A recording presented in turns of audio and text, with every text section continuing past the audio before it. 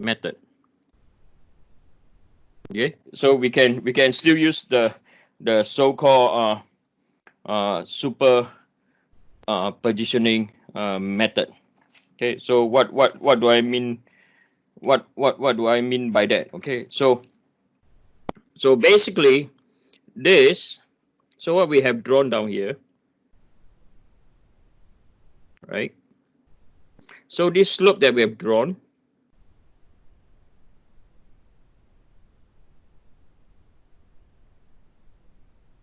so this is equal to 6,000, and this is equal to 18,000. You break them into what? You break them into two. So this will be equal to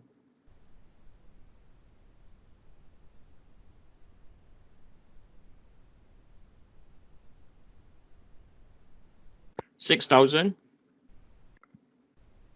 plus, now we have to be careful over here. Now this is equal to 12,000. Okay. So from here, okay, from here, so one side is what? On the left hand side is evenly distributed load.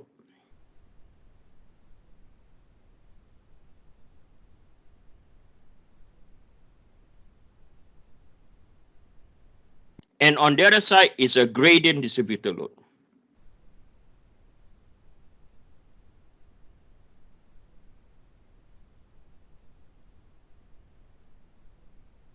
Okay.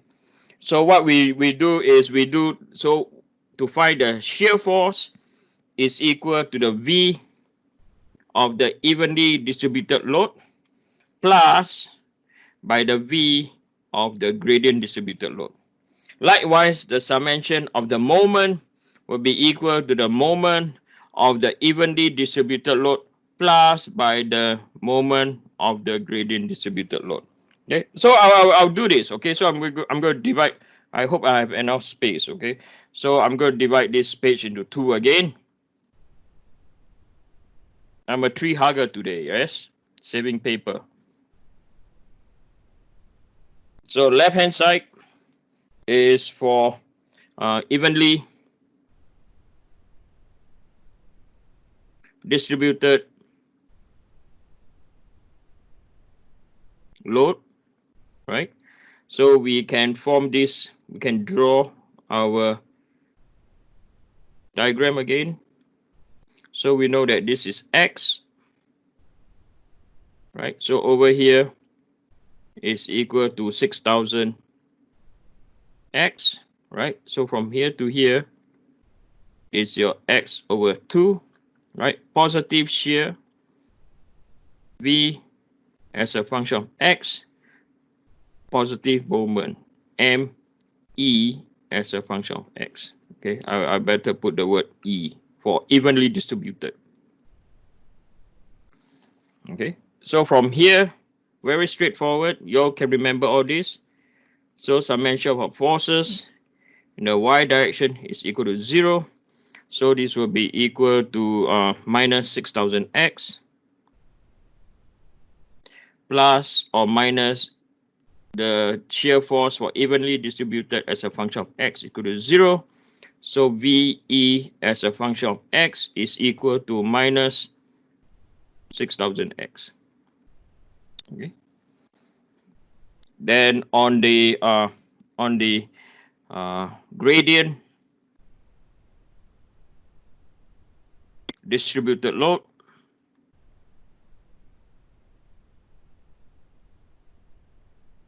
so what we have is again the same thing,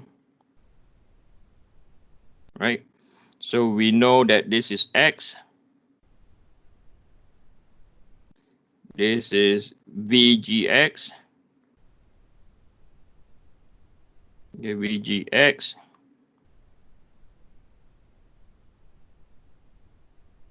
and this is MGX, right? So this equivalent load is equal, so the gradient, so this 12,000, the equation will be equal to what? So 12,000, so omega as a function of X is equal to 12,000 divided by 6x. So it starts from 0.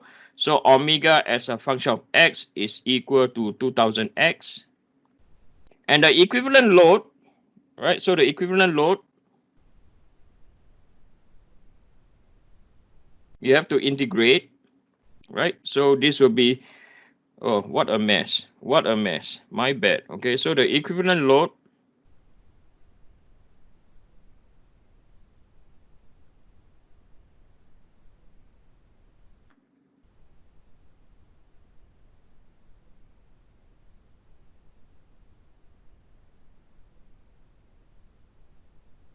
will be equal to 2000 x squared divided by 2. You have to integrate, yes or no? So it's 1000 x squared. Okay. So this will be equal to 1000 x squared. Okay. So for this case, again, positive is going up, equal to 0. So this will be equal to minus 1000 x squared minus Vg as a function of x.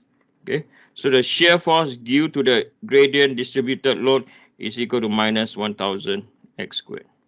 Okay, right. So when we do this now, so we are I'm going straight ahead. So the summation of the shear force as a function of x is equal to minus 6000 or minus 6000x minus by 1000 x squared. Okay, so if you look at this expression over here, right, you come over here, right, is the same, right? This is the same. So these two expression is the same. Yes or no? But could you imagine over here what we do is we just find the equation of the distributed load, right?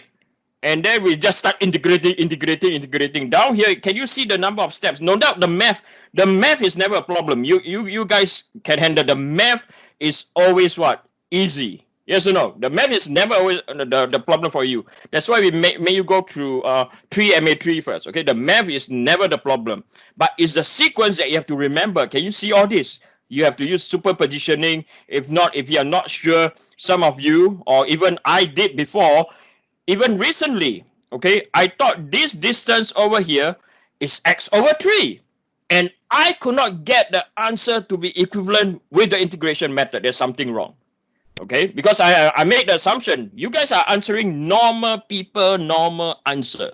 Okay, you're not doing anything silly or anything advanced. Okay, I also thought that is equal to what? X over 3, but it's not. Okay, so now let's look at the integration or the moment. Okay, so I'm going to copy this entire diagram across again. Then we are going to see the moment. Okay, we're going to see the moment. So next we're going to deal with the moment. So the moment, so we're going to take the moment where I've drawn my dot is. Okay, so I mentioned about moment in the z direction anywhere at my point x is equal to what? 0. Okay, so this will be equal to everything is anti-clockwise, so it's equal to 6000x multiplied by x over 2, right, plus by m e as a function of x. The whole thing is equal to 0. Okay, so m e as a function of x is equal to minus 3000 x squared. Okay, then I'll do the other side. So we know the distance because now it's a triangular load, right? As I showed you before. Now over here, what you see over here, this is a what? Triangular load. So that's where you can boldly or you can very validly say this is x over what? X over 3. Okay, so when that's the case, let me draw a line so we know what we are doing.